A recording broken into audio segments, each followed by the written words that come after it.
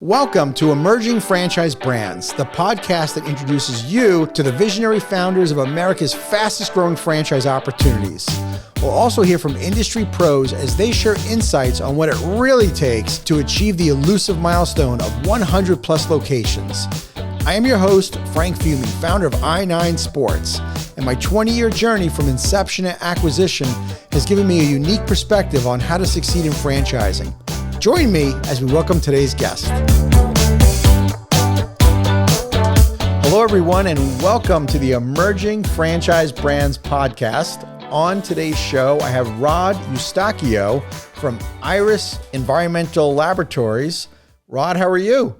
I'm well, and thanks for having me here today. Thank you for being on. We've got some stuff to talk about here in franchising and your exciting brand that you've got. Oh, it's my pleasure. I mean, whatever we can share here together, it's going to be a fun game that we're going to play here today. I think so. You know, my whole point of doing this podcast is we like to learn from each other in franchising. We all come from different backgrounds. We all have different concepts, but there are similarities in franchising. And what I really like about your brand is, again, you're going to bring a different flavor to the show in that I haven't had anybody in the asbestos and mold laboratory business. It is unique. It's not your typical, food or retail concept. So why don't we talk a little bit about how you even got started in this business? Well, yeah, I got that kind of comment always when I talk about the franchise business, when we are into trade shows and people come to me and say, hey, I never heard about, asbestos and mold inspection, laboratory analysis. It seems like kind of hard to put this thing together. And funny enough, interesting enough, the way we put together, Iris is a combination of two concepts. Okay. In one hand, we have the laboratory. We perform analysis for mold, asbestos, lead, and other components. And the franchise concept is the inspection side of it. The business started with my brother doing inspections. He was kind of a mom and shop inspector business. Interesting about this aspect of the story, he started working for the laboratory, which we bought at the end of the process. Before even franchising. He asked for a raise working for a laboratory that usually to do in lesser level inspections. The core of the laboratory business was analysis at the time. And the laboratory hired my brother to do inspections, and he got certified. And he was conducting some inspections and laboratory work on the time that he wasn't doing inspections. At some point, after six years working for this laboratory, he asked for a raise. It was not given, and he called me, and we are 10 years apart. So he always called me when, he comes for advice or something like that. And he said, I want to open a business. Would you, give me some guidance, talk to me about this? I said, I think you should now resign and open your own business. And he did. He resigned. At the time, I wasn't living in the U.S. He flew. We met. We had a long conversation. And he came up with the company named Bioterra Environmental Solutions. Okay. On his first year, he got 4 inspections done. A whopping 4? Yeah. So he called the next year and said, I'm going to go back to my job. I can't leave of 4 inspections. And I told him, you have to keep up. You have to keep hammering. It's going to come because, there are companies out there doing what you do in a higher level. Right. But you have that resilience. So he kept doing it. And at some point, after 3 years doing by himself, he already was doing enough to say that, his company was really a business. Fast forward, I came to the U.S. My background is completely different from the environmental industry. Believe it or not, I'm an attorney. And I had like two decisions. Work with my brother just to, settle to move to a different country and validate my license as an attorney. And that's what my first goal was. So soon enough, we're in a row doing field inspections, and we heard that a laboratory was listed for sale. And then we struck an offer. We bought the laboratory. I dropped the attorney career And we put the laboratory and the not the franchise, but the inspection concept together. 1 year later, I decided to turn the inspection concept into a franchise. First, because I was obsessed with the idea of scaling. We didn't know how to scale, and I watching a profit show. Marcus Lemonis. Lemonis, believe it or not, I was a fan of Shark Tank, right? The profit shows, and I saw one specific concept that Marcus Lemonis was dealing with, and I say, hey, I think we can franchise the inspection and have just one laboratory as a headquarters, right, and provide the services for these inspectors. And this is how we did. So, and number two, I was franchisee before, in a concept that, brought me the experience and the idea. And after that, as an attorney, I used to consult franchise business in a lesser level. But I think everything came together, and I decided to move on with the business into a franchise concept. That is so brilliant. So you had a background in franchising. Was it as a franchisor or franchisee? Well, first I was franchisee, okay. in a concept, totally different from what we do. It was a tax credits for accountants and law firms. It was completely different. Right. It will connect very well with my law firm at the time.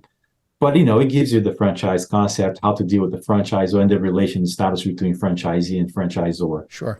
Once I became an attorney, I started consulting some franchise business because I was a corporate attorney. And then I had as a client, franchisors on board with, few cases that we worked together, relations between franchisee and franchisor. With that, I would say not great experience and background in franchise. I came up with the idea of open and transform the business per se into a franchise with that. That was so smart. Before we get too far down our interview here, I just want to point out to the audience that some of the best franchise opportunities out there are the most unsexy businesses out there. Wouldn't you agree? Yeah, I agree with that. I really do. And let's face it, asbestos and mold inspection doesn't sound like an exciting franchise for somebody to actually operate, but the opportunities that are out there are crazy. Not only because they're not very attractive, so people are not really in tune. And that it's when you have to deliver the message in more consolidated way. Mm-hmm. You have to really resonate what is to be an asbestos and mold inspector. But also the competition is not well established. The asbestos and mold industry is still in development. You have different inspection businesses and concepts that is really well established. For example, home inspections, mm-hmm. it's already saturated. And environmental services like asbestos and mold is still not well developed. So we have really an opportunity there. Absolutely. Rod, some of my favorite businesses are in fragmented industries that are not well formed. And it sounds like this is really one of them. This is the one. Yeah, for sure. So you go into franchising in 2016. Yes. Where are you guys based out of? We're based in New Jersey. Okay, in New Jersey. And are you looking to franchise nationwide, or have you started regionally? Tell me about what your franchise focus has been on expansion. Yeah, that's a good question. We are on the border of New York. So our first experience statewide was, of course, with New York. Mm-hmm. We're also licensed in New York as a laboratory. And before we become a franchise, we receive samples from different states. So we established some small clients from other states. In terms of franchise, when we started, we already had the idea to go nationwide. So we formed the franchise, we established a marketing plan, and soon enough, we're just running ads everywhere. So today we offer franchise in 39 states. Wow, that's great. So I know this probably sounds, self-explanatory, but I would love for you to share with me and the audience exactly what the role is of your franchisee. The role of the franchisee? Yeah, tell me what exactly, right. So what is the role of the franchisee? What does he or she do? I know obviously after they do the inspection, they're submitting to the laboratory, right? I want to hear what their role is and who their customers are. Let's get into that a little bit. Yeah, so a franchisee, we are oriented on in the construction industry. Mm-hmm. Basically, in a few percentage, I would say 12% will be related with health concern. And this franchisee will get leads, and these customers, they need home modeling and they need to get permit. So usually the municipality asks for a asbestos inspector done prior. You can't conduct a remodeling, start remodeling on your basement or any part of your property if you don't tell the town that you have asbestos or not in the house. But I say house, but we do commercial, industrial, residential jobs. I mean, we don't have that kind of a specific profile, just homeowners. Our business is B2B 50% and B2C. So the typical franchisee will conduct mold inspections for, flood, moisture, house leaking, any kind of moisture intrusion, water intrusion. For asbestos, anything deals with remodeling, and of course, health concerns. Sometimes, the husband is dealing with a floor tile in the basement, and all of a sudden somebody look in the internet and say, "Oh my God, you're dealing with floor tiles. There's asbestos on it." They stopped everything. They call, and this is the time that we get inspection done. So we collect the samples.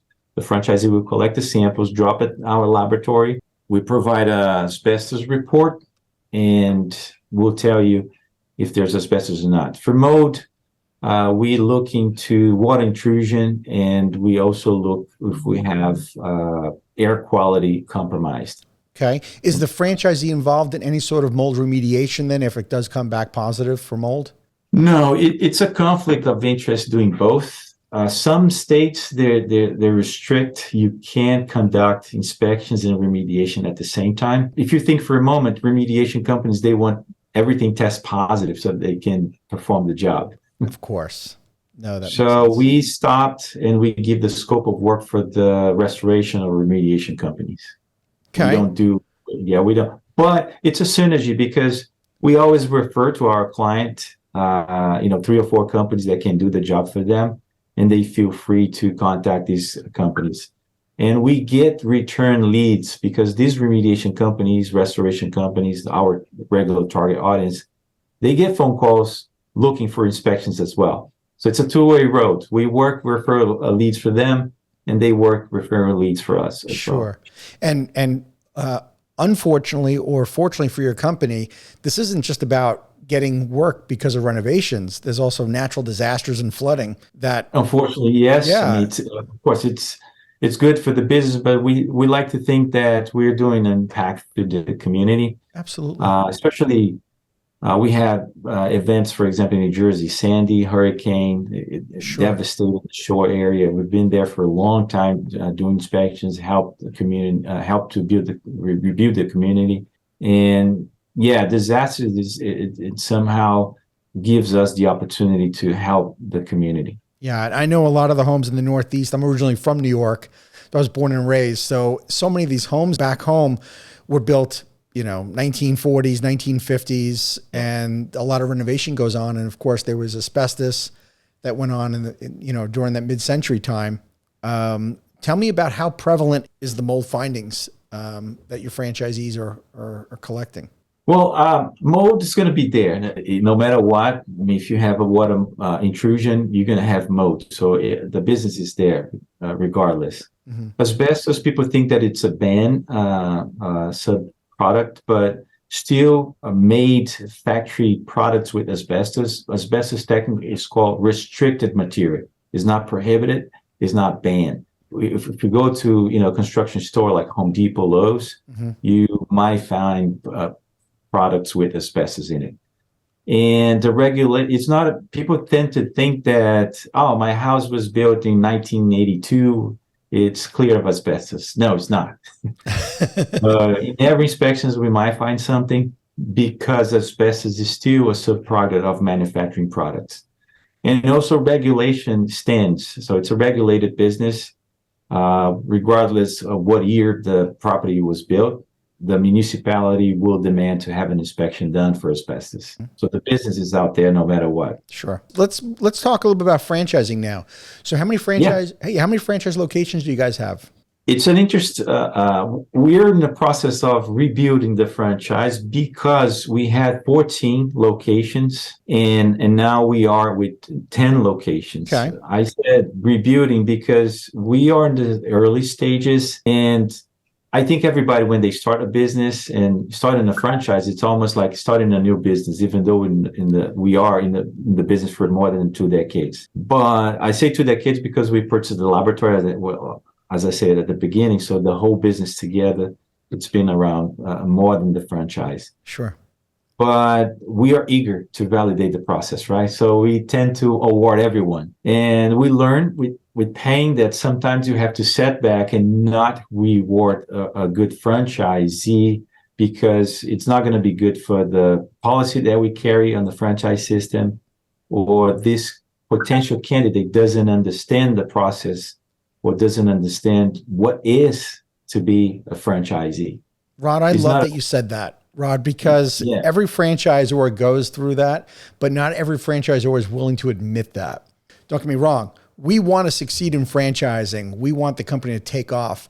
Isn't it true that it's really hard to turn down that check from that franchisee who we believe in and they believe in and they want it, but not everybody's going to be successful. And it's really important that we kind of hold to our standard as opposed to just getting excited about, accepting that franchisee. You can't put growth ahead of, quality.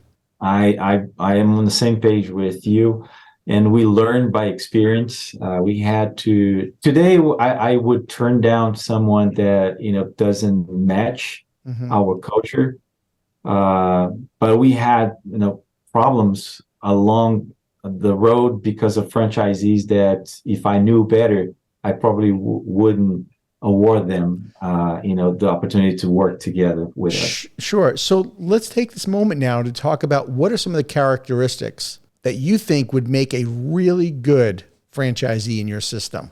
Very good question. Well, I think first of all, the franchisee needs to be happy with the concept. So he or she needs to dig very well what is the business, talk to the franchisees. But what are the traits? I mean, they have to be customer oriented. They have to really like to help the community because it's a consulting business after all. Needs to understand that it's a partnership. It's not franchisor against the franchisee. The franchisee success means our success as a franchisor, and we want to help them as much as we can. Understanding this collaboration and understanding that the customer has to be served in an excellent way, I think we have a good trade. And ultimately, I would say specific for our franchise, he needs to be field oriented. He needs to like to be in the field, connect with people, at least at the beginning, unless, which is not the case because most of our franchisees, they want to go in the field. They don't want to work by themselves. They don't want to have employees at the beginning. They need to be field oriented. The nature of our business is to go out there, connect with people, collect samples in their property. So they have to have that sense of connectivity with people. If you're just behind the desk trying to, create a business like this, it's not going to happen. And I would imagine you found some franchisees early on that were just that, right? Yeah. It's happened to me, man. You're not, if it makes you feel any better, you're not unique in that we've all had that happen to us. And there's not really a place to learn franchising, right? In school, we learn it through osmosis, unfortunately, or we can learn it through going to like an IFA event and conferences and learn from like a fire hose, but we learn truly from each other.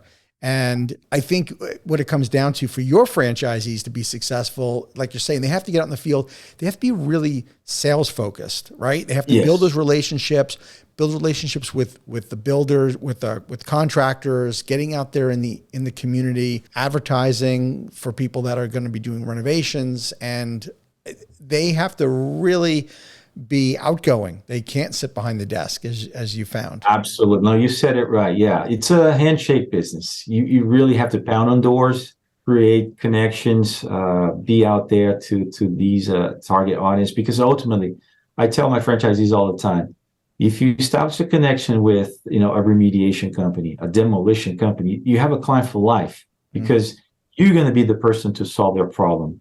Every project they get, they have an asbestos and mold problems. They're going to call you because you are the fixer for whatever they are doing. Right, Rod. I'm kind of wondering. I'm kind of thinking out loud here. Is there a bolt-on business that a potential franchisee of Iris can bolt on to their existing business, what other businesses could your franchisees be in that the same customers would need mold and asbestos inspection? Absolutely, absolutely. Some states, they would allow franchisee also perform restoration businesses, and one business feeds the another. Some states, they say that if you have a restoration business, you can't do the same project inspection on the same project that you're doing restoration, but you can definitely give leads from one to another.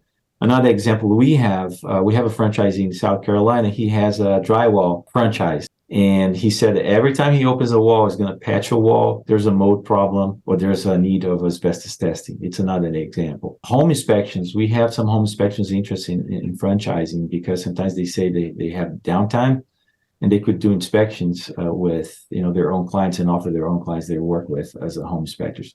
So there is business that creates synergy. How did you find your first, half dozen or so franchises? Well, first we need to test the waters. We became franchises and say, okay, now I have my FDD, the franchise disclosure document. What do I do with this? Right. By the way, every single franchisor does the same thing. We have this nice, pretty FDD, and it's like, okay, now what? Now it's game on. Where did you find them? Well, first we work with our marketing company to make sure they understand what was marketing nationwide for franchise, and we realized they didn't understand at all. So we needed to create a plan to really first run ads, create a marketing plan that could resonate our message out there and say, hey, Iris, now it's a franchise. Mm-hmm. We sell franchises, we award franchises, we want candidates. So in one particularity that we have, first we laid out what we call harder regulated states. So some states is really hard to get candidates, and we try to stay out of it for now. It's not impossible, but someone without experience wouldn't be suitable for the franchise. But majority of the states are pretty easy, fairly easy to get the certification. So we listed those states. Mm-hmm. And then we found a company that really understands about franchise ads. And the first thing we did, of course, is create metrics, right? You have to run ads and see what responses are. So we did that for 1 year. It was very frustrating. But then we started understanding and shaping who the target audience would be. And 1 week before COVID, exactly 1 week before COVID, I turned to my brother and said, I think I'm going to give up with this because we haven't awarded any franchise whatsoever. And I got a phone call from a guy. He had a conversation with our sales developer, our franchise developer. He signed the FDD like 2 weeks later. He came for visit and, he kickstarted, and then COVID hit.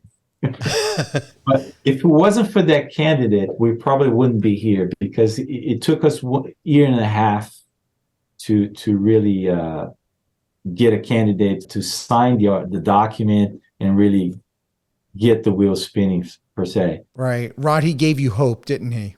He gave me hope. Yes, he gave me hope. And then we start awarding, then we awarded the first, awarded the third, and we kept shaping the marketing effort on that. And then we started learning who the target audience is. And then we started, doing trade shows. We started a combination of marketing effort that the ads gave us the metrics firsthand. Mm-hmm. I'm curious to know, go back to the background. What did you come up with as the targeted audience or your ideal franchisee? What's their background? Well, usually they have done something in the construction industry. Mm-hmm. They have worked with remediation, or they have worked on restoration business, or they have heard, or they have a cousin or brother that deals with it.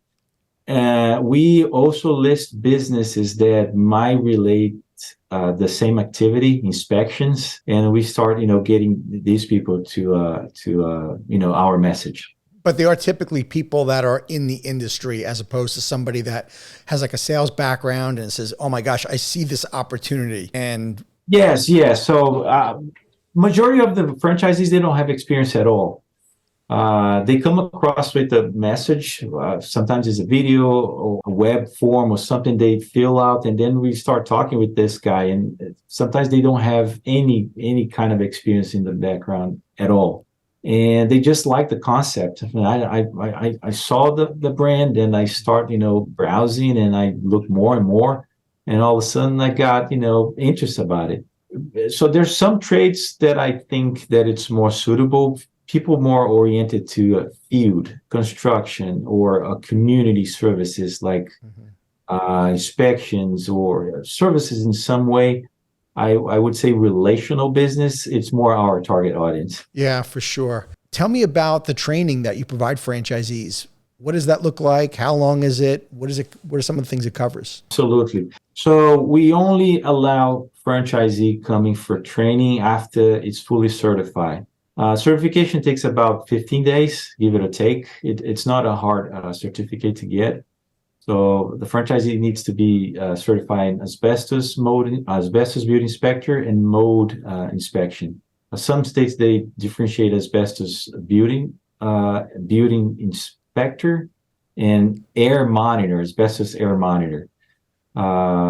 Therefore, the states that give that differentiation, we require both licenses. So once they're fully certified, we call them on board, and we teach A to Z. We teach how to conduct inspections. We teach all the terminology that they didn't grasp in the course. We teach them how to conduct inspection using the softwares, how to input the data points that they found on the field. We do inspections in-house, and also after the in-class course, we send them in the field with our field inspectors, so they will conduct a real inspection with the supervision of our inspectors. That is great. And yeah, they really like the field outdoors kind of thing because it's, I never thought that would be like that. Sure. Well, and the hands-on, right? And people learn also by hands-on, not just sitting in a classroom, right? Exactly. Yeah. So we give the theory, but also we go in the field and really wrap the sleeves. That is great. And what about the technology in the business? How? Tell me about the kind of tech that your franchisees have access to that helps the business. Yeah, that's a very good question. Like I said, the asbestos industry is still in development. We realized that from the laboratory because the laboratory received clients, not only franchisees. And 98, 99%, they have handwritten documents, which I think it's an absurd. So all the inspections companies out there, construction remediation companies out there, they still using handwritten, what we call chain of custody. It's a specific document to document the samples. And we created a private label software which makes it very easy to input this data and all the information from the samples they collect and streamline the process. It really cut off the time from the job when you're using the app.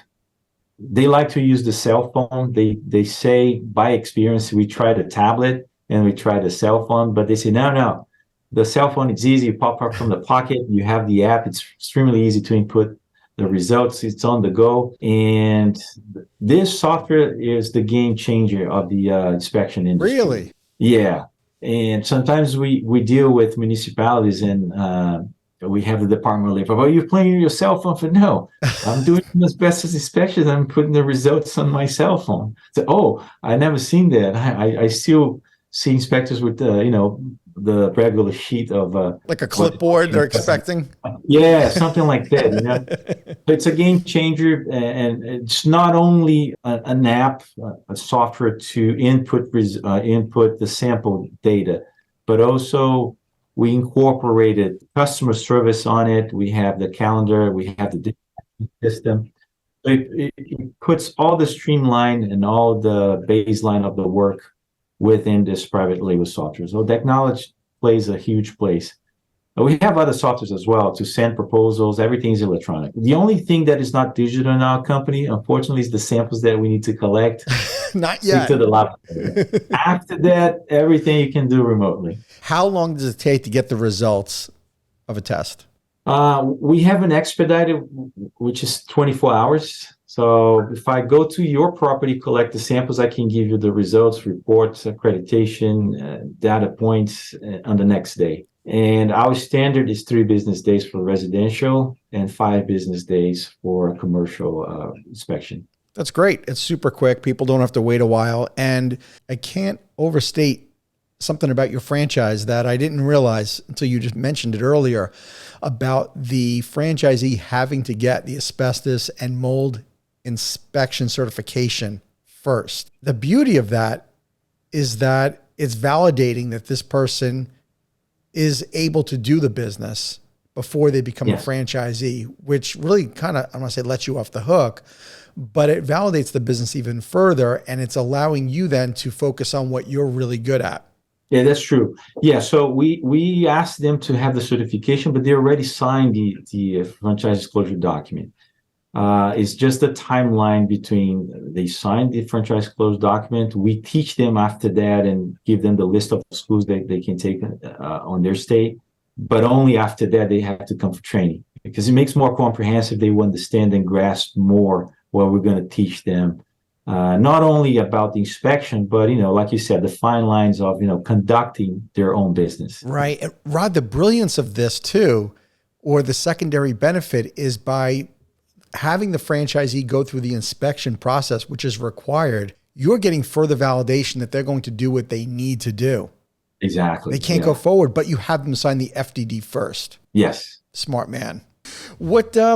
So let's talk about growing this business. What do you think it's going to take to really scale this franchise? It's a good question. It's a really good question. I mean, the competition for franchise industry is always there, right? Yeah, for this 4,000 franchisors. Yeah, if I would be worried about the competition, I would never open a franchise in the first place. But of course, we have a goal. We want to expand nationwide. We want to put Iris flag in every state. And we're hunting, we're, wanting find people that want to jump on board. And we're doing the effort here. And we have our goal, of course. Our plan of expanding, I think we have a plan of expanding 10 locations a year. It's in our standpoint, is aggressive. I mean, on a corporate level, if you go to a private equity companies, they might say 10 locations is not so much. But I want to expand with quality. I want to award franchises that is really willing to work in the process, not someone that's just going to buy the concept for money alone. I want to make an impact for someone that really understands what it is to be their own businesses. And most of all, this is a concept that it's fairly small investment entry, but it's scalable. It's made to scale. So we want franchisees to understand that they must scale to really expand. If they want to expand, there's opportunity out there. But if they want to stay on only one location, I mean, okay, but we want to expand. So if you want to expand, we also want franchisees with the same ideology. So Rod, I'm curious about the investment opportunity itself. What's the range of investment? It's $31,000 and $62,000 on the high end if someone wants to open a location and hire an employee. $62,000 and $15,000 of franchise fee. Okay, and the territory obviously is territory based. Do you give the territory out based on zip codes? Is that how the territories are divvied out? Yes, it's by zip codes. I'm curious to know, I mean, we talked about some of the biggest challenges that, you faced in starting out. We've all faced those same challenges of trying to get our first franchisees and what we've learned from it. What do you think now, if you can go back in time, what would you do differently? I hear that question more than one time, and I never thought that I would be being recorded and asked the same question. It's hard to say because, as cliche as it sounds, I mean, whatever happened in the past makes the person I am today. Absolutely. And I probably would franchise faster than we did. I mean, right after we started working in inspection industry, I think I would franchise right away instead of waiting for so long. Because as long as you wait, as long your franchise is going to take off. Sure. And if I would do something different, I would say understanding better what a franchise business is, it's a totally different business of your core business. A franchise is not something peripheral what we do. It's a business itself. It's your own business. You start doing your own and you have locations your own as a franchisor, but after that, your franchisor, your business is franchise, and understanding that will make things much easier, because then you can really give your attention to the franchise. So Rod, what do you think is your ultimate vision for the company? You're thinking you can expand maybe 10 a year. How big is big for you guys? It's a good question. I would say that franchise has, the marking points. I would say 50 is one marking point that I really can say to myself, we are in the franchise business. And then I think we have another mark of 100.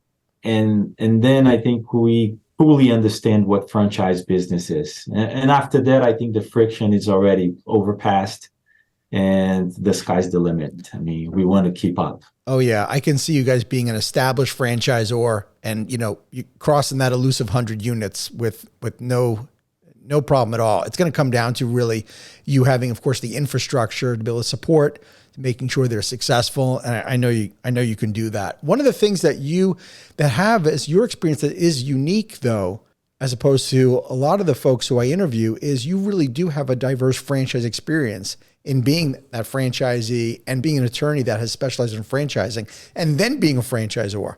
Not many people have done that. So you're able to see from the different viewpoints. Yeah, it's interesting there because not only as a franchise, but as an attorney, you're always kind of helping people. You're kind of talking to them and solving their problem. And believe it or not, franchise is the same thing. I mean, you're dealing with franchisees. You have to establish a relation with them, but also support them, which entails like a continuation of my previous activity. Right. It's advocating for their success. I think I just continue my career the way it was. And environmental industry, it's also dealing with regulation, dealing with navigating on those in those regulations, and making the franchisees also make it easy for them to understand this. Right. And one of the things that I really tell them, everything is said and done for you guys. You don't need to understand regulation or anything, because we have the franchisor to, crunch that for you.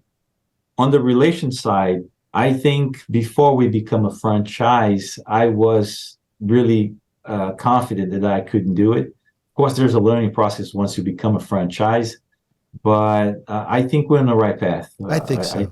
And I really thank you for that. Yeah, and I think the other strength of your leadership is having that legal background, because you're able to navigate your franchisees' experiences, the regulatory side of things, because that's been your wheelhouse, is having to navigate that.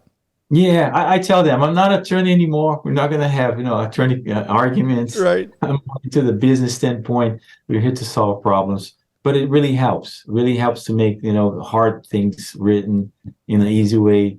I make very easy for them. That's great. All right. Well, Rod, I'm curious to know, will you share, how can folks find out about your franchise opportunity? Where do they need to go? Of course. They can email franchise@irislaboratories.com, but they can go to our website, irislaboratories.com/franchise. Excellent. Excellent. Well, I appreciate you being on the show. I've got one last thing for you. I call it the tip jar. And there are so many aspiring franchisors out there, folks that are running their business. They want to franchise their company, and they're looking for a piece of advice from a franchisor such as yourself. So what can you share for those? Go forward. Go forward. Don't be afraid. It's a challenging industry. Of course, you have to ask for help, because we're not the ones that we're going to create the documentation. But on a business standpoint, don't be afraid, be resilient, and also be aware that a lot of change has to be made to become a franchise. But resilience, I think, is the key word. If you want to transform your business, to scale your business, and change the entire nature of your business being a franchise, don't be afraid, but also be open-minded to change your business the way you run things before you go. With that in mind, success is, just the consequences of the decisions. Absolutely. Rod, that is great advice. And let me just finish by saying, this is how our conversation started, was you convincing your brother to have resilience and not give up. And here you guys are today. I didn't notice that, but yeah, that's true. Awesome. Thank you. Absolutely. Thank you so much for being on the show. I hope we stay connected. I hope that too, Frank. Thank you. It's been an honor to having me here. And I wish we get along in another podcast like that. Yes. All right, Rod. Thank you so much. I wish you all the success in the future. Same here. Thank you. Have a good one. Thank you for tuning into the Emerging Franchise Brands podcast. For additional insights, guest applications, and to stay connected, visit us at efbpodcast.com. The Emerging Franchise Brands podcast is for entertainment purposes only, and the views expressed do not necessarily represent those of Emerging Franchise Brands, its host Frank Fiume, or Emerging Franchise Group LLC. Any discussed franchise or investment opportunity requires thorough investigation, obtaining proper disclosure documents, and expert consultation before making any investment decisions. The podcast and its host do not offer professional advice or endorsements, and they hold no responsibility for actions, representations, accuracy, or consequential damages related to the podcast content.